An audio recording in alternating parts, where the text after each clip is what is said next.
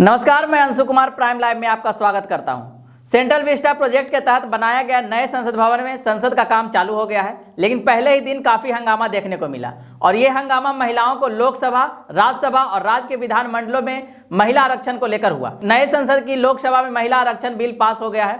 सरकार की तरफ से केंद्रीय मंत्री अर्जुन राम मेघवाल ने लोकसभा में बिल पेश किया। इस बिल को नारी शक्ति वंदन अधिनियम बिल नाम दिया गया है। इसके तहत अब लोकसभा की 181 सीटें महिलाओं के लिए रिजर्व हो गई है। राज्यसभा में इस मुद्दे पर चर्चा के दौरान विपक्ष के नेता मल्लिकार्जुन खड़गे ने ओबीसी को शामिल नहीं किए जाने को लेकर सवाल उठाए। इसके बाद सदन में हंगामा होने लगा। राज्यसभा की कार्यवाही कल 11 बजे तक के लिए स्थगित कर दी गई है। राज्यसभा में नेता प्रतिपक्ष मल्लिकार्जुन खड़गे ने कहा कि अनुसूचित जाति की महिलाओं की साक्षरता दर कम है और यही कारण है कि राजनीतिक दलों को कमजोर महिलाओं को चुनने की आदत है। उन्होंने कहा कि वे उन लोगों को नहीं चुनते जो शिक्षित है और लड़ सकती है। वे हमें श्रेय नहीं देते, लेकिन मैं उनके ध्यान में लाना चाहता हूं कि महिला आरक्षण विधेयक 2010 में पहले ही पारित हो चुका था, लेकिन इसे रोक दिया गया था। राज्यसभा में महिला आरक्षण बिल पर खड़गे के बयान को लेकर हंगामा हुआ। वित्त मंत्री निर्मला सीतारमण ने कहा कि देश की राष्ट्रपति कौन है? वे ट्राइबल समाज से आने वाली महिला है। जिस पार्टी के आप अध्यक्ष हैं उसमें कई सालों तक एक महिला ही अध्यक्ष रही है। इसके साथ वित्त मंत्री ने कहा कि हम विपक्ष के नेता का सम्मान करते हैं, लेकिन यह व्यापक बयान देना कि सभी पार्टियां उन महिलाओं को चुनती है जो प्रभावी नहीं है, बिल्कुल अस्वीकार्य है। हम सभी को हमारी पार्टी ने सशक्त बनाया है। वित्त मंत्री के जवाब पर खड़गे ने कहा कि मैं इस बिल का स्वागत करता हूं। यह बिल लोकसभा में 2010 में पास हो चुका है। मैं कोशिश कर रहा था कि जो कानून बने उसका लाभ गरीबों और महिलाओं को मिले। मैं उनको प्रोत्साहित करने के लिए बोल रहा था, लेकिन वो बीच में बोलने लगे। आपके राज्य में फेडरल स्ट्रक्चर कमजोर हो रहा है। सत्ता पक्ष और विपक्ष के बीच मचे हंगामे पर उपराष्ट्रपति धनखड़ ने कहा कि आज ऐतिहासिक दिन है, इसको हंगामे की भेंट न चढ़ाएं। यह मुद्दा बहुत जरूरी है। कई प्रयास हुआ, लेकिन यह बिल पास नहीं हो सका। महिला आरक्षण विधेयक को सबसे पहले 1996 में संसद में पेश किया गया था। गीता मुखर्जी की अध्यक्षता में एक ज्वाइंट पार्लियामेंट्री कमेटी ने इस बिल की जांच की थी और 7 सिफारिशों की थी। इसके बाद 1998, 1999 और 2008 में विधेयक को पेश किया गया। 2008 में कमेटी की 7 सिफारिशों में से 5 को विधेयक में शामिल कर लिया गया था। इस मुद्दे पर आखिरी बार 2010 में कदम उठाया गया था, लेकिन कुछ सांसदों के विरोध के चलते यह बिल लोकसभा में पारित नहीं हो सका था। आंकड़ों के मुताबिक वर्तमान में 78 महिलाएं लोकसभा सांसद हैं, जो कुल संख्या 543 के 15% से भी कम है, जबकि 246 राज्यसभा सीटों में से महिला सांसदों की कुल संख्या 25 है, जो करीब 14% है। इसके अलावा राज्यों की विधानसभाओं में महिलाओं का प्रतिनिधित्व 10% से भी कम है। इनमें महाराष्ट्र, मध्य प्रदेश, आंध्र प्रदेश, अरुणाचल प्रदेश, असम, मणिपुर, मेघालय, सिक्किम, त्रिपुरा, पुडुचेरी, ओडिशा, तमिलनाडु, तेलंगाना, कर्नाटक, गुजरात, गोवा और केरल राज्य शामिल हैं। केंद्रीय कानून मंत्री अर्जुन राम मेघवाल ने नए संसद भवन में लोकसभा के विशेष सत्र में महिला आरक्षण बिल पेश किया है। नारी शक्ति वंदन अधिनियम के नाम से पेश हुए इस बिल में लोकसभा और राज्य की विधानसभाओं में 33% सीट महिलाओं के लिए रिजर्व रखने का प्रस्ताव रखा गया है। मोदी सरकार के पास लोकसभा में बहुमत मौजूद है, यानी यहां इस बिल के पारित होने में कोई रोड़ा नहीं हुआ। साथ ही राज्यसभा में भी मोदी सरकार को अन्य दलों का पर्याप्त समर्थन हासिल है। ऐसे में पहले भी कई बार लोकसभा और राज्यसभा की दहलीज देखकर अटक गए महिला आरक्षण बिल का इस बार कानून में तब्दील होना तय माना जा रहा है। ऐसा हुआ तो लोकसभा और विधानसभाओं की शक्ल ही बदल जाएगी, जिनमें हर तीसरी सदस्य महिला ही दिखाई देगी। हालांकि कानून बनने के बाद भी इस बिल को लंबा रास्ता तय करना होगा।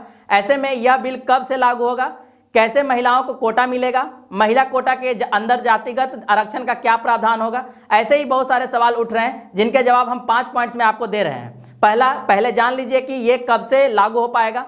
महिलाओं को आरक्षण देने के लिए बिल भले ही लोकसभा में अभी पेश किया गया है, लेकिन अगले साल होने जा रहे लोकसभा चुनाव 2024 से इसका लागू होना मुश्किल है। दरअसल यह कानून माना जा रहा है कि नए सिरे से लोकसभा सीटों के परिसीमन के बाद ही लागू होगा। परिसीमन होने में लंबा समय लगेगा। ऐसे में माना जा रहा है कि यह कानून लोकसभा चुनाव 2029 से ही लागू हो पाएगा। हालांकि राज्य विधानसभाओं में यह इससे पहले भी लागू हो जाएगा। अब दूसरा पॉइंट को समझिए कि कितनी सीटों पर आरक्षण मिलेगा और जातिगत कोटे का क्या होगा। मौजूदा लोकसभा में 543 सीट हैं, जिनमें 78 महिला सांसद हैं। यदि मौजूदा सीट आवंटन के 33% हिस्से के हिसाब से देखा जाए तो महिलाओं के लिए 181 सीट आरक्षित होंगी।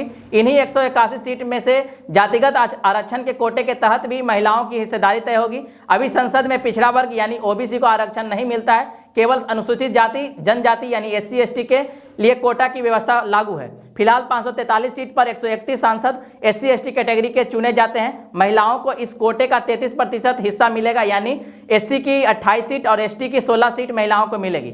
OBC और सामान्य वर्ग की महिलाओं के लिए 412 सीटों का 33% यानी 137 सीट आरक्षित रहेगी।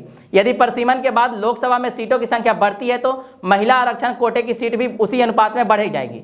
तीसरा पॉइंट यह है कि लोकसभा में पेश किए गए बिल के तहत केवल लोकसभा और विधानसभाओं में ही महिला आरक्षण तय करने का निर्णय लिया गया है। इसका मतलब है कि महिलाओं को राज्यसभा और विधान परिषदों में फिलहाल आरक्षण नहीं मिलने जा रहा है। चौथा यह है कि महिलाओं के लिए आरक्षण तय करने का मतलब यह भी नहीं है कि हमेशा के लिए लोकसभा और विधानसभाओं में उन्हें 33% हिस्सेदारी दी जा रही है। अभी महिला आरक्षण की व्यवस्था 15 साल के लिए की जा रही है। इसका मतलब है कि 15 साल बाद एक बार फिर महिलाओं को आरक्षण देने के लिए नए सिरे से संसद में बिल पेश करना पड़ेगा।